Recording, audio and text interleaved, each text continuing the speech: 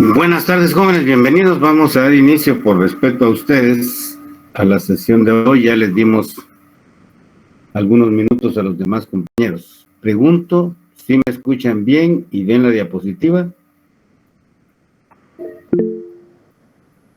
Buenas tardes, Alex, sí se ve. Muchísimas gracias, Sí, colegas. se escucha, sí. El último día trabajamos el tema de la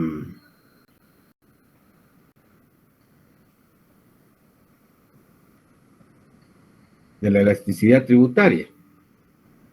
Espero hayamos comprendido bien todas las razones y relaciones que se pueden hacer con entre los impuestos y la renta nacional o el Producto Interno Bruto, que es exactamente lo mismo, y habíamos indicado que el coeficiente de elasticidad podría ser mayor a 1, menor que 1, y ahí fue donde nos quedamos, que es en esta, ¿no? ¿Sí? Perdón. En esta diapositiva creo que fue la última que vimos. Lógicamente, también podemos afinar o pormenorizar la relación. Podemos sacar la carga tributaria de los impuestos directos con relación a la renta y de los impuestos indirectos con relación a la renta. Podríamos exactamente hacer lo mismo con el tema de coeficiente de elasticidad para poder ver cuál de la clasificación entre impuestos directos e impuestos indirectos, ¿sí?, tiene mayor elasticidad con relación a los cambios que se pueda dar en la renta nacional o en el Producto Interno Bruto. De tal manera que vamos a ver lo siguiente. Quisiera solicitar que alguna colega o algún colega colabore conmigo para darle lectura y luego hacemos las observaciones correspondientes. ¿Algún voluntario o voluntaria, por favor?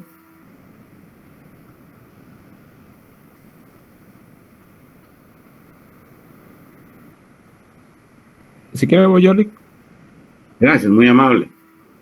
En resumen, pueden existir impuestos que tengan valor mayor, igual o menor que la unidad, siendo el promedio el resultado neto de las diferentes elasticidades parciales ponderadas.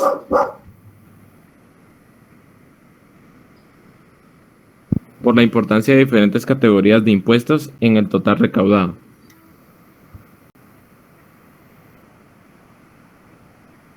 En ese sentido, podemos calcular la elasticidad de impuestos directos, que es igual al coeficiente de elasticidad tributaria directa. Impuestos indirectos, perdón, que es... Bueno, siga, yo hablo después. Okay. Impuestos indirectos, que es igual a TI, coeficiente de elasticidad tributaria indirecta. Ok. Como les indicaba, podemos afinar nuestro análisis e incluso podríamos llegar a establecer los coeficientes de elasticidad de cada uno de los impuestos. ¿Ya? Lógicamente, aquí tienen ustedes la carga tributaria marginal directa dentro del incremento del Producto Interno Bruto con relación al PIB. Igual acá, el incremento de los impuestos directos partido impuestos directos dividido dentro del incremento del PIB partido el PIB. Lo mismo es para los impuestos indirectos, de tal manera que podemos conocer la carga tributaria directa y la carga tributaria indirecta. La parte marginal de las cargas tributarias directas e indirectas, y como consecuencia, al relacionarlas con el Producto Interno Bruto, vamos a determinar la elasticidad para cada uno de esta clasificación, como vimos, de impuestos directos e indirectos. ¿Ok? Sigamos, por favor. ¿Cuáles son las causas que motivan la inelasticidad tributaria. Como vimos en las diapositivas anteriores, cuando es mayor que 1 decimos que hay una elasticidad tributaria. Cuando es igual a 1, la elasticidad tributaria es neutra, y cuando es menor que 1, hay una carga tributaria inelástica, la inelasticidad de la carga tributaria. Aquí vamos a conocer las razones por las cuales vamos a tener ese coeficiente de elasticidad menor que la unidad. Sigamos. Una de las cuestiones fundamentales en la transformación impositiva de los países subdesarrollados se refiere a que las recaudaciones de impuestos se ajustan a el crecimiento de la economía, la expansión de ingresos monetarios que se crean a través del proceso inflacionario, Crecimiento de la economía o la expansión de los ingresos monetarios que se crean a través de procesos inflacionarios. ¿Sí? Por favor. Esto implica que una reforma fiscal en este aspecto debe abordar las causas que motivan rigidez a los sistemas impositivos, entre las cuales podemos enumerar las siguientes. El tiempo que transcurre entre el momento en que se origina la obligación tributaria y el pago del impuesto, pues generalmente este se paga con retraso. Que el contribuyente caiga en la condición de moroso y no pague el impuesto de forma oportuna. Cuando sucede esto, suele ponerse multas que van de acuerdo a la legislación de cada país. A ver, ¿cuáles son los motivos por los cuales se da la inelasticidad tributaria?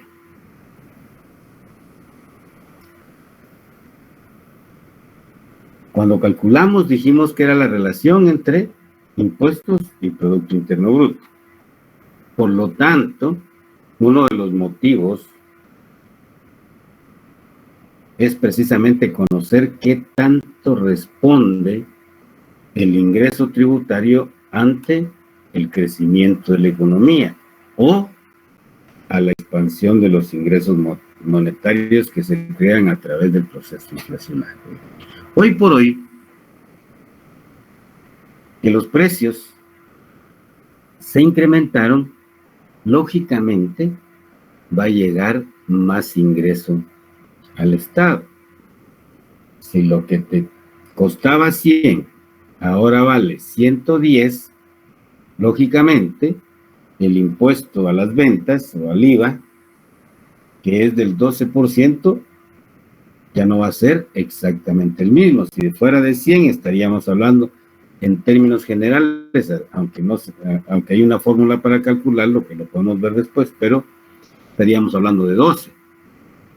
Pero si ya es sobre un precio de 110, ya no van a ser 12 los que ingresen de esa transacción, sino va a ser 12 y algo, porque ya lo estás aplicando a un precio mucho mayor. Entonces, que quede claro cuáles son los motivos, ¿sí?, por los cuales es importante, por las causas que motivan la inelasticidad. Va a depender de esa relación con el crecimiento económico o con la expansión de los ingresos monetarios que se crean por los procesos inflacionarios. Lo anterior manifiesta que cualquier decisión de alguna reforma fiscal, lo que debe hacerse es verificar qué tan rígido o tan neutro pues es el sistema tributario con relación a estas dos causales o motivos, el crecimiento económico y la expansión o el proceso inflacionario. Razón por la cual la rigidez de un sistema tributario va a venir dado, uno, por el tiempo que transcurra entre el momento en que se origina la obligación tributaria y el pago del impuesto. Ya habíamos hablado de esto. Ya les había mencionado yo cuando vimos un sistema tributario eficiente, que debe considerar también el momento o la temporalidad en que se hace efectivo el impuesto, porque Lógicamente, desde que inicia un año fiscal, el gobierno requiere de ingresos para poder atender sus obligaciones. De tal manera que el tiempo que transcurra entre el momento de la transacción, es decir, cuando tú pagaste el IVA, y el momento en que se traslada, vimos que tenía más de un mes de retardo. Como dije, el 1 de agosto, todo el IVA que se recaudó, en este momento está en manos de los que recaudaron el IVA. Y tienen hasta el último día de septiembre para poderlo trasladar, que se refiere precisamente al numeral 1. ¿Ok? El numeral 2, lógicamente también van a haber algunos contribuyentes que puedan caer en mora, que no hayan hecho efectivo el pago del impuesto cuando les correspondía, y como consecuencia, lógicamente no va a contar el Estado con esos ingresos. Eso le está dando rigidez. Y tal como les dije, en el diseño y elaboración de un sistema tributario es de considerar aquellos 4 elementos, incluido el económico, 2 elementos que vimos de la teoría, incluido el tema de la recaudación al menor costo posible, y en el momento en que el gobierno necesita esos ingresos. Y ahí está en la praxis de la situación en Guatemala, vimos los retrasos correspondientes que se tienen, tanto para personas individuales como para personas jurídicas. ¿Ok? Sigamos, por favor. Distanciamiento entre el valor comercial y catastral de los bienes raíces. La propiedad sube de valor por la plusvalía, pero el impuesto es el mismo hasta que viene un revalúo. Ok. Esto está más relacionado con el impuesto directo de bienes inmuebles, que por decisión de los gobiernos se les está asignando y trasladando a las municipalidades. No las 340 municipalidades administran el IVA, porque no todas tienen la capacidad. En el caso del departamento de Guatemala, sí, la mayoría de municipios administra el IVA, ¿ok? Y algunos cabeceras departamentales y otros municipios, pero no en todos, ¿ok? Lo importante de comprender acá es lógico que conforme pasa el tiempo, los bienes inmuebles o bienes raíces van obteniendo una plusvalía, un valor mayor, que con relación al que está en libros, se sigue pagando sobre el valor de libros, que está muy rezagado sobre el valor actual. Siempre tomando de base el principio de no confiscatorio, porque hay familias con ingresos bajos que vivían en el área rural, por ejemplo, y ahora que se desarrolló la zona 16, ¿sí? Me imagino que conocen ustedes que hay lugares muy pobres y la plusvalía de la zona 16, con toda la inmobiliaria que han desarrollado ahí, lógicamente, a la hora de un reavalúo, esas propiedades que son sencillas, incluso todavía hay algunas con tecnología de hace 50 años, es decir, con adobe, no con ladrillo, o con block, sino que con adobe, no podrían aplicársele la plusvalía que tienen esos bienes inmuebles que desarrollaron en la zona 16, por ejemplo, ¿ya? ¿Por qué? Porque ahí sería confiscatorio con relación al otro principio, capacidad de pago. Bien, sigamos. Cualquier impuesto a base de un monto fijo de dinero, pues cuando los precios suben, el impuesto resulta siendo menor en proporción al valor del objeto sobre el cual se tributa. Ok.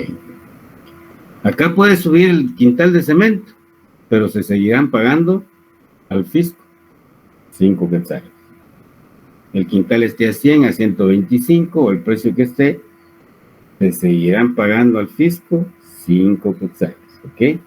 A eso se refiere esto. Entonces, estamos analizando el tema de una reforma fiscal y para ello debe tenerse muy claro y muy bien estudiado qué tipo de sistema tributario tenemos. Si hay rigidez en ese sistema tributario, lógicamente se hace necesaria una reforma fiscal que le pueda dar flexibilidad de acuerdo a las necesidades y los tiempos que el gobierno necesite esos dineros para poder operar. ¿Ok? Sigamos.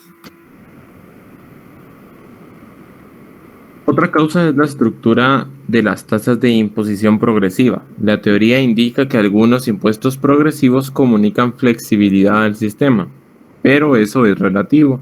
En el caso de países como el nuestro, cuando hay crecimiento, se castiga la tendencia de que las personas de ingresos más altos tributen más, pero estos grupos trasladan el impuesto a los grupos de ingresos más bajos por medio de los precios. Bien, aquí está muy claro. Es bien importante tener este conocimiento, ¿sí?, a la hora de tomar una decisión. Lo que vimos desde la historia y las sugerencias de los teóricos de aquellos tiempos, ¿sí?, era que debía haber una proporcionalidad o que se premiara más impuestos directos sobre impuestos indirectos.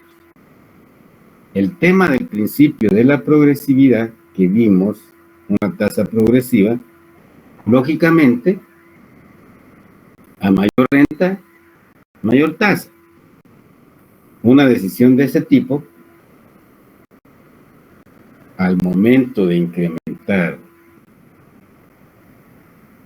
la tasa, debe considerarse qué tanto esta economía o cualquier economía de este país se da el fenómeno del efecto de traslación que ya conocen. ¿Ok? Entonces, es bien importante, la competencia que la cátedra está creando en ustedes ahora es qué elementos debemos de considerar y conocer del sistema tributario para poder tomar una decisión de reforma fiscal.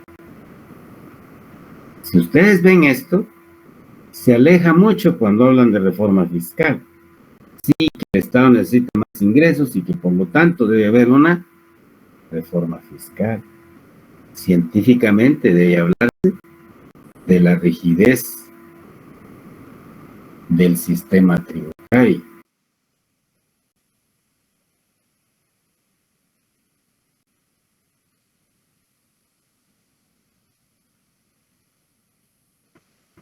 Llegar a violar los principios confiscatorios y de capacidad de pago. Y lógicamente, tener muy en cuenta los efectos de los impuestos que se van a, que contiene ese sistema tributario y que va a ser objeto de esa reforma. Sigamos, por favor.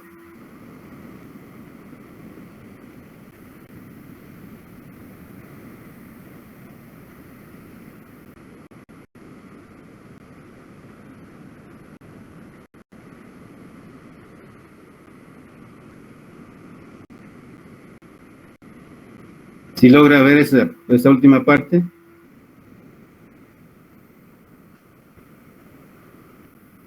Sí, perdón, es que estaba teniendo problemas con internet. Las exenciones de orden tributario que pueden ser fijas o proporcionales a los cambios en los precios, si van acorde con los precios, entonces habrá flexibilidad, ya que continuamente se aumenta la base tributaria, pero si la base impositiva es fija, entonces habrá inflexibilidad. Ok. Este otro elemento, aunque la teoría lo está relacionando con el tema de precios, que es correcto, pero estamos hablando de exenciones. La experiencia y la práctica, lógicamente, va a tener que evaluar aquellos sistemas tributarios que están llenos de vacíos legales, de esas exenciones de impuestos y o exoneraciones de impuestos, quienes están exentos. Ya veíamos Ya veíamos el tema y les puse el ejemplo de la educación superior, ¿ok? Veíamos el tema, que les dije de ejemplo, el tema del 10% de impuestos sobre los réditos. En otras palabras, un sistema tributario que tenga muchas leyes que den exenciones, lógicamente está erosionando la capacidad del Estado para recaudar esos ingresos, ¿ok? De tal manera que si tuviéramos hoy, o si nos estuvieran preguntando hoy a nosotros como economistas, ¿qué tipo de reforma fiscal podría darse? Yo les he adelantado que yo no toco tasas, que yo me voy por el lado de la tecnología, pero sí tocaría y evaluaría profundamente si efectivamente las exenciones y exoneraciones tributarias tienen un compensador macroeconómico para la actividad económica del país, para poder mantener ese tipo de exenciones, o bien había que empezar a eliminar o reducir estas tasas, ¿ok? O los tiempos que tengan las leyes con relación a las exenciones. Les comenté que el único estudio, y vinieron a ser 3 doctores norteamericanos en economía, 3 doctores en economía norteamericanos, ¿sí? Para poder explicarme bien, que solo tuvieron acceso al tema de aranceles y del IVA en el tema de la maquila, no hacía el ISR. La maquila ahí en el año 2000 ya dejaba de pagar 3,000 millones de quetzales, aproximadamente, 2,900 y pico, pero aproximadamente 3,000. Si le incluimos lo que debía de pagar de ISR, que no lo pudieron calcular por el secreto impositivo, es decir, el secreto tributario de no poder conocer las declaraciones juradas del impuesto sobre la renta, pues imagínense a qué monto podría llegar. Eso sí es importante que ustedes lo tengan en mente cuando se vean en la necesidad de sugerir reformas fiscales. Como les dije, aparte del conocimiento científico, las líneas que se deben de aplicar en la práctica para que como economistas ustedes puedan hacer un trabajo profesional, ¿ok? En los temas, profesional y serio, no hablar por hablar, pues, que es mi humilde opinión, para que ustedes como profesionales puedan tener en sus opiniones un respeto a esas opiniones, es decir, que generen opinión, ¿ya? Que no, como repito, que no se hable por hablar, ¿ok? Bien. Tal como les indiqué, y en este momentito vamos a revisar un ejemplo del cálculo del coeficiente de elasticidad de los impuestos.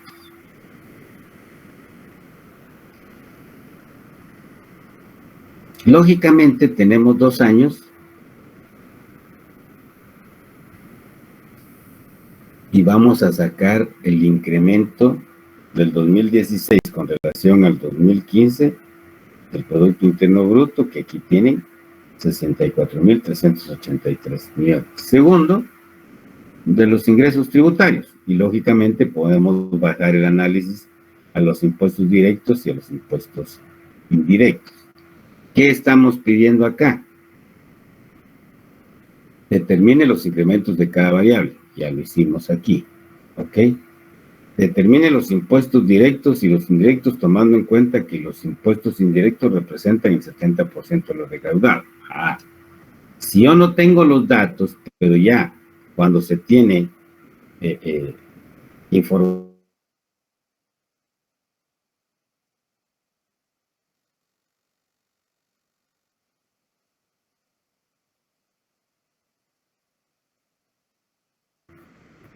Yo le saco el 70% y voy a tener el monto de este total que genera, perdón, el 70% y este es el monto de lo que ingresó en el año 2015. Y la diferencia, o el 30% restante, va a ser de los impuestos directos y aquí está calculado. ¿Ok? Calcular la carga tributaria para el 2016. Calcular el coeficiente de elasticidad tributaria. Sobre esta base, ¿qué tipo de coeficiente de elasticidad se presenta en Guatemala para este periodo que estamos analizando como ejemplo? Entonces, como ven, se van a encontrar con casos. Este es un caso, un casito creado, armado, con el objeto de comprender el coeficiente de elasticidad. De tal manera que por favor, les voy a dar unos minutitos para que puedan confirmar lo que estamos hablando. Primero, calcúlenme la carga tributaria para el año 2016. Y una vez calculada la carga tributaria, van a calcular el coeficiente de elasticidad tributaria, de tal manera que tienen que tomar la carga tributaria bruta, calcularla, la carga tributaria marginal, con estos datos, y luego calcular el coeficiente. Voy a darles, son las 6:09, con 10 minutos. Voy a darles 15 minutos. Por favor, pónganse a trabajar en eso y luego nos van a ir dando los datos para poder cuadrar. Esto les va a servir de práctica para el laboratorio que les va a solicitar, que les va a enviar la licenciada del CID, Kimberly. Así que empezamos a las 6:10 y a las 6:25 yo retomo el tema para seguir trabajando con ustedes, ¿ok? Bueno.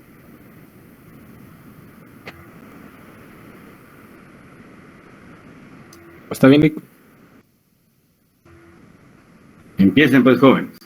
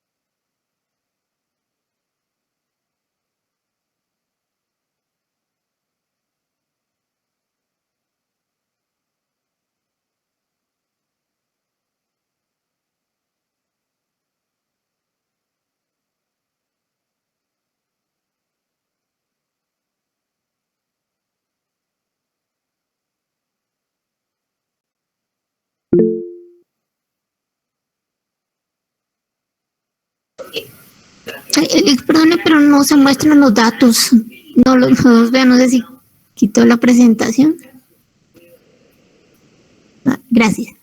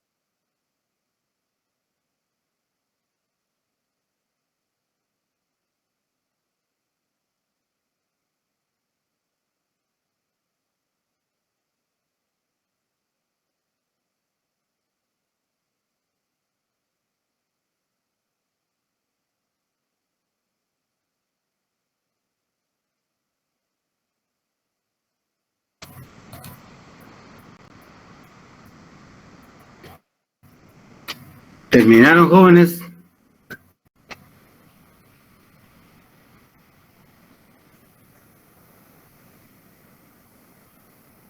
Sí, licenciado. Ok, bien. Veamos entonces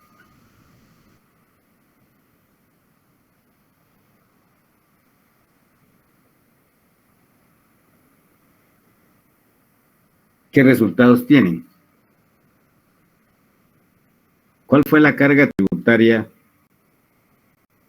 del 2016 con relación al 2015?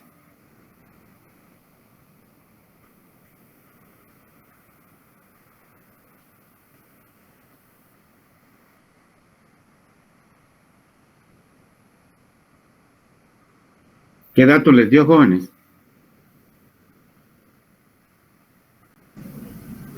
En el 2015 me dio 0.08 y en el 2016 me dio 0.13. No sé si está bien. A mí también, Nick. 0.13. Sí. Sí, Nick. Bien, como ven, aquí tenía la respuesta. 12.83, aproximados el 13%, y 8% que ustedes les dio en el 2015, ¿ok? Ahora, lo importante del economista es saber cuáles son las causas por las que se dio este salto, pasar de una carga tributaria de 8.13 a 12.83.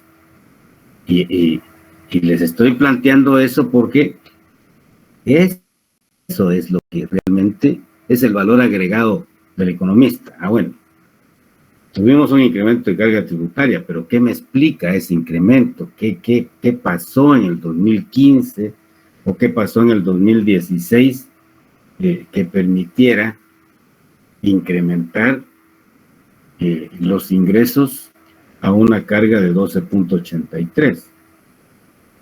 ¿Ok? Primer elemento que debes de tomar en cuenta cuando estamos calculando este tipo de cosas. Bien. ¿Cuál fue la carga marginal?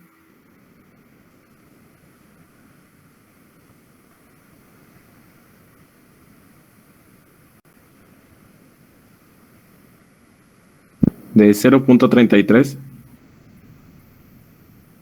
Aproximado 0.34. Ujú. Tienen acá. Ok. No quise quitarles el cuadrito, pero dije que lo calculen para que vayan confirmando. Y en esa línea, ¿cuál fue el coeficiente de elasticidad que les dio?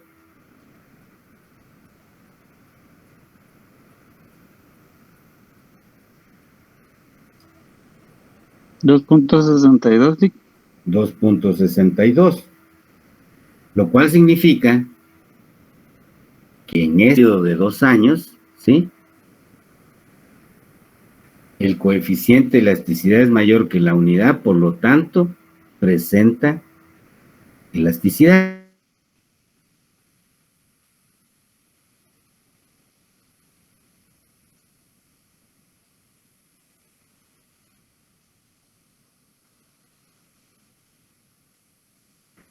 De los impuestos directos e indirectos, la respuesta o los motivos estaban acá, que yo les preguntaba, sin profundizar el análisis. Aquí tenés una respuesta. Aquí casi hay 2 puntos de incremento en la recaudación del impuesto indirecto. ¿Okay?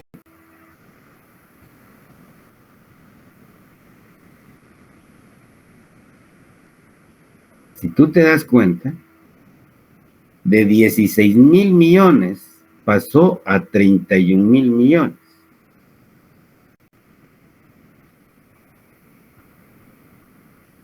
Y también de 7,000 millones aproximado pasó a 13,000.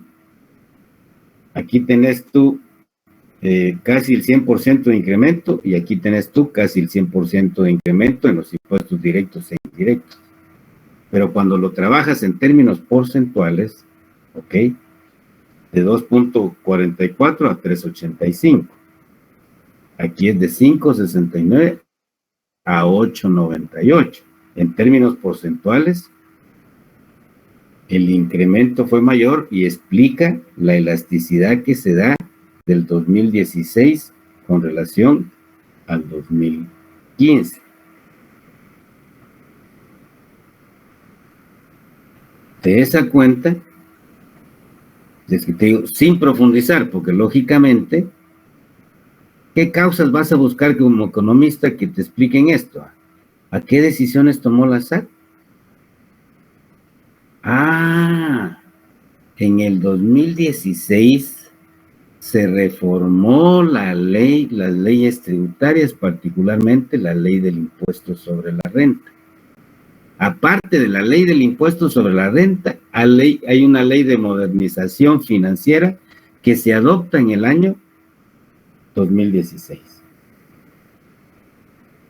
Ya vas a la parte cualitativa y vamos encontrando ahí los elementos que vos como economista te van a servir para sustentar el análisis que hagas tú de esto. ¿Ok? Yo espero que en el laboratorio, ¿estás ahí, Kimberly? Sí, Lick. ¿Ok? Que les diéramos los datos del 17 para el 18, y del 17 para el 18 y del 19 para el 20. El 20 es un año atípico, pero solo para tenerlo como ejercicio, que le incluyeras esa información para el laboratorio. Ok.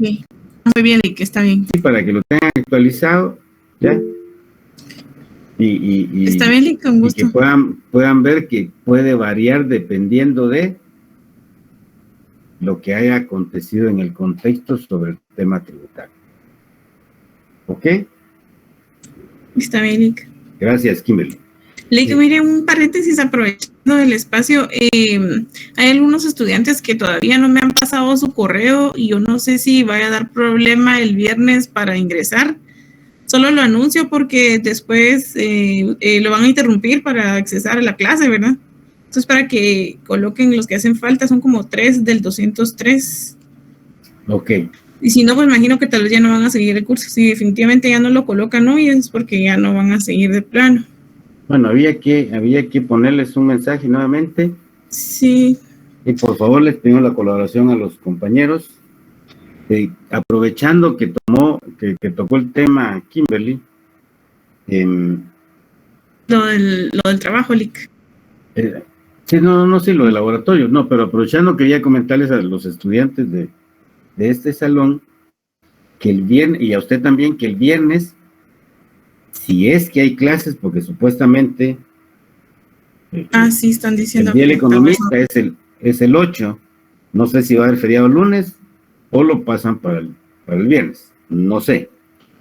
Sí, Independientemente de eso, les informo que el viernes la clase va a ser a primera hora. Voy a hablar yo con el de econometría. Porque recibí una invitación del colegio, de la sede del Colegio de Economistas de Huehuetenango. Se las voy a mandar porque siempre me gusta ser muy honesto. Podrían decir que yo tengo parranda el viernes y que por eso lo pedí en la mañana. No, viajo a Huehuetenango, les voy a mandar al grupo. Repito, no van a pensar que es por modestia o que no, es por sinceridad. Les voy a mandar la invitación que recibí hoy, en donde me van a dar un reconocimiento en la sede de economistas del Colegio de Ciencias Económicas en Huehuetenango. Y entonces, para que ustedes puedan, aunque deberían de creer en mi palabra, pero dije, no, mejor se los mando para que vean que no estoy mintiendo. De tal manera que voy a hablar con el licenciado García, y si hay clases el viernes, yo lo voy a dar desde allá de Huehuetenango, porque lógicamente me voy a llevar mi material. El evento es a las 7 de la noche, y ahora mismo estoy buscando la invitación que me enviaron para enviárselas a ustedes y sobre esa base puedan confirmar, y vamos a tener desde allá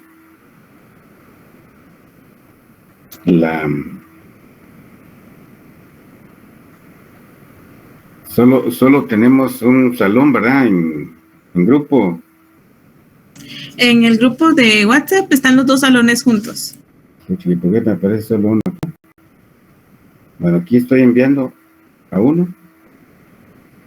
Puede revisar usted, Kimberly, si le llegó. No sé qué salón es ese. Sí, sí llegó. Aquí están los 2 salones juntos, el 203 y 207. Ajá.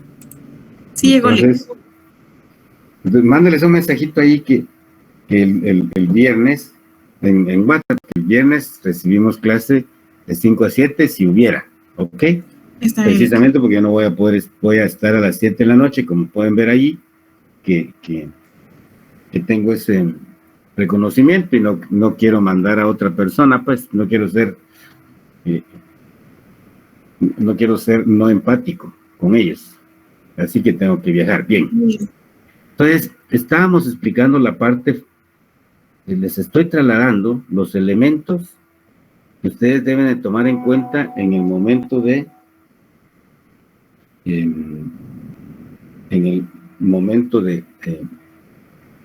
realizar un estudio o de presentar algunas alternativas. Cuando yo les decía, y la tristeza que me da hoy que el Consejo Superior Universitario está totalmente callado con todo lo que está pasando en el país, pero cuando yo les decía que una de las obligaciones de la ley orgánica de la universidad es la propuesta, ok, la San Carlos muy bien podría estudiar el sistema impositivo y presentar una iniciativa de ley. Repito, si la consideran, si la aprueban, si no la aprueban, eso ya es aparte. Pero ella la U debe cumplir con la obligación que la ley le da para este tipo de cosas. No estamos, o sea, con todo el sustento científico del caso, que la Universidad de San Carlos presente una iniciativa de ley de reforma a la estructura del sistema impositivo, es reflejo de que está pensando en que el pueblo pueda tener una estructura impositiva que le permita obtener de la economía pública los servicios de primera calidad, como se da en el sistema capitalista en otros países donde hay institucionalidad. ¿Ok? Bien. Pues para eso es que estoy trasladándoles estos elementos de que aquí mismo, sin haber ido a buscar información, repito, qué hizo la SAT, qué pasó en el tema, me recordé del tema de la ley,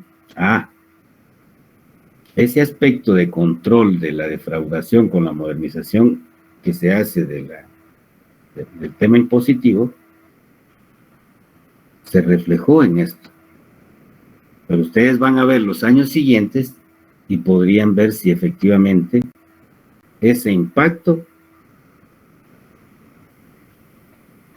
es sostenido el crecimiento o simplemente fue ese año, mientras en el año siguiente los agentes económicos se adaptaron y se adecuaron a la nueva legislación. En otras palabras, pudieron haber encontrado la trampa, hecha la ley, hecha la trampa, y lógicamente por ese lado se explicaría que en los años subsiguientes no se mantiene un crecimiento derivado de la elasticidad de 2.24, 2.62, ¿ok? Es mayor que la unidad, no importa que pudo haber sido 10, pero siendo mayor de la unidad, tenemos que los ingresos responden proporcionalmente con una tasa de crecimiento mayor a la tasa de crecimiento del Producto Interno Bruto. ¿Ok? Aquí aparecen estos otros elementos que por alguna pregunta, me imagino yo, que la puse, pero les voy a explicar qué tiene. La tesis fundamental de Keynes, que el ahorro es igual a la inversión, ¿sí? La inversión, cuando se calcula por el lado de la corriente nominal, por el lado de la corriente financiera, va a ser igual al ahorro interno más el ahorro externo, la inversión del gobierno. Me imagino que salió una pregunta relativa a los gastos y acá expliqué yo esto. En donde el ahorro externo es igual al saldo de la cuenta corriente de la balanza de pagos. Y la balanza de pagos, ¿sí?, está constituida por las exportaciones, importaciones de bienes y servicios, más las transferencias corrientes. En otras palabras, las remesas. ¿Ok? ¿Cómo calculo el ahorro interno? Si el Producto Nacional Bruto disponible, que por la corriente nominal es el ingreso nacional bruto disponible, yo le resto el consumo total, lógicamente la parte que no se consume va a ser el ahorro interno. Y por el lado del financiamiento, yo puedo calcular o estoy calculando la inversión que se da en el país. No hablo de la inversión pública, sino el total de la inversión que se da en el país, para que, si me hicieran caso y tuvieran sus diapositivas impresas, hacer las anotaciones, poner acá en este cuadrito, buscar las causas que explican esto. Aquí tenemos en los impuestos directos e indirectos, el mayor crecimiento en términos porcentuales se da en indirectos, pero en la parte cualitativa, ¿qué pasó? Pues para generar tu inquietud como estudiante, ¿ya?, y que puedas revisar qué fue lo que pasó en ese año. ¿Dónde lo vas a revisar? Puedes entrar a la página del Banco de Guatemala, bajar el estudio económico del año 2016, que tiene el del 2015, y te vas a las finanzas públicas y ves qué causales, según los técnicos del Banco de Guatemala, explican esta situación. Como para que tuvieras algo, es decir, ahí te estoy dando yo una fuente. La fuente directa es,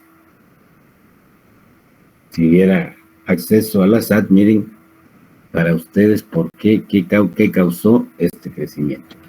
Repito, es lo que vale, porque acá hicimos las operaciones de acuerdo a las fórmulas, a las relaciones que tenemos con la renta, entre impuestos y renta nacional, pero bueno, ¿qué hay detrás de esos números? Que es la parte cualitativa. Dicho eso, creo que acá hay un gráfico que te da el comportamiento. Mira, aquí ya tienen derivado de esa reforma y otras causas que podríamos encontrar, se da el salto del 2015, variación interanual de la recaudación. El 2015 con relación al 2014 creció en 1.3%. Del 2015 al 2016, la tasa de crecimiento de la recaudación tributaria fue del 8,8%. Pero ¿qué pasa en los años siguientes? En el año 2017 tenemos un comportamiento contrario al que vimos acá. Hay una caída casi de la mitad, de 8.8 a 4.8, ¿ok? Y sigue cayendo en el 2018. Empieza a recuperarse en el 2019. Ok. Como ven, lo importante es saber qué pasó. ¿Por qué se cayó la recaudación en el 2017? Y sigue cayéndose en el 2018. ¿Sí? Si fue por legislación, La respuesta es que se adecuaron los agentes económicos a la nueva legislación y encontraron los espacios legales para poder pagar menos impuestos. Y luego a ver qué sucedió en el año 2019 con relación al 2018. ¿Qué significa? Que cuando calculen ustedes el coeficiente de elasticidad acá, pues vamos a ver qué resultado les va a dar. ¿Ok? Y que va a permitir el análisis económico en la parte fiscal. ¿Ok? ¿Alguna pregunta hasta acá, jóvenes?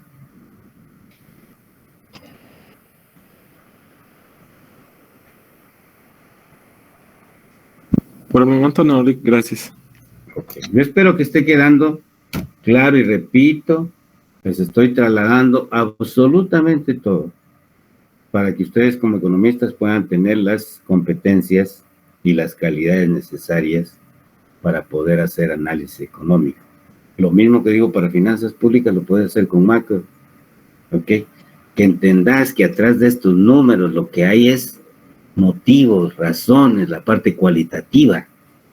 Entonces, si tú vas a presentar un dictamen y simplemente vas a decir, miren, el 2016 creció más que el 2015, pero baja en el 2, yo lo estoy viendo en el cuadro, pues no hay necesidad que lo describas. Lo importante es que el comportamiento errático que estamos viendo de la recaudación tributaria obedece el crecimiento que se da el 2016 a tales y tales razones. La caída del 2016 permanente hasta el 2018 por las causas correspondientes, porque ahí estamos diciendo los motivos y como consecuencia qué alternativas de solución deberían de tomarse conociendo las causas o motivos que me explican este comportamiento errático. ¿Qué debería? ¿Cuál es el ideal? Si veníamos en 1.3, empezar a subir, ok, pero permanentemente. Si nuestro sistema tiene un coeficiente de elasticidad o es elástico, ok, porque ese mismo comportamiento va teniendo el PIB. Había que ver y ustedes van a tener el PIB de estos años, en cuánto creció y por qué ese crecimiento no se reflejó acá. ¿Ok? ¿Queda claro, jóvenes?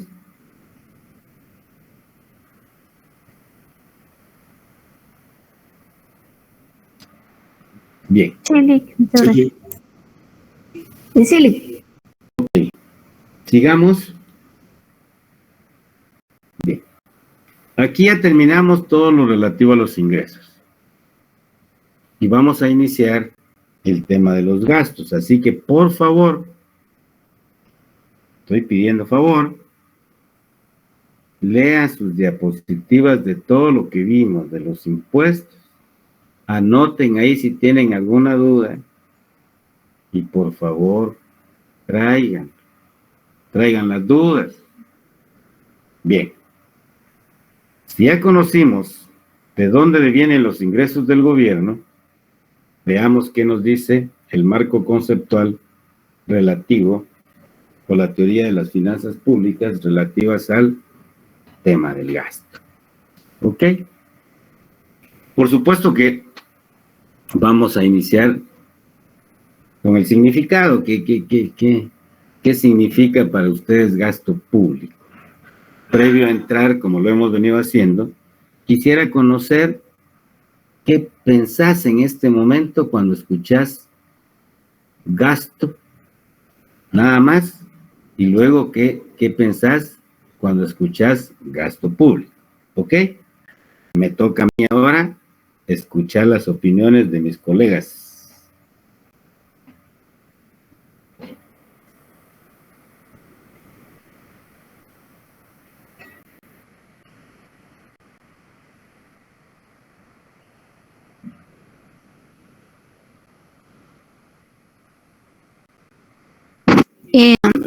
Voy a hacer, definición de gasto público.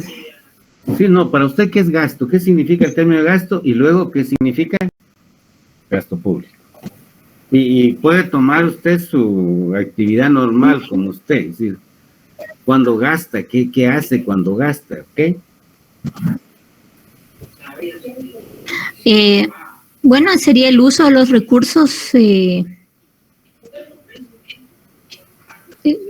uno tiene o uno percibe para obtener bienes. Perfecto. Excelente. Ahora, ¿qué es gasto público? Bueno, en este caso sería el uso de los recursos que un Estado, un gobierno, un país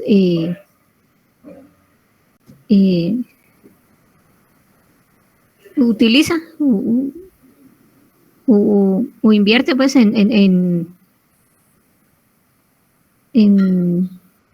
diferentes rubros, ¿verdad? En diferentes áreas. Muy bien, muchísimas gracias. ¿Alguien más?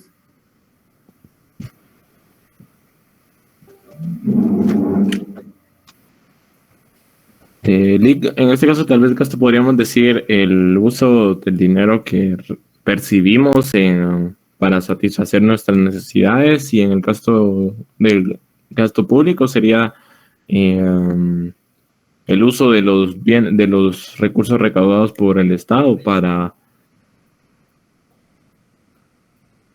el mantenimiento del bien común. Perfecto, muchísimas gracias. ¿Algunos colegas quieren colaborar para dar su opinión?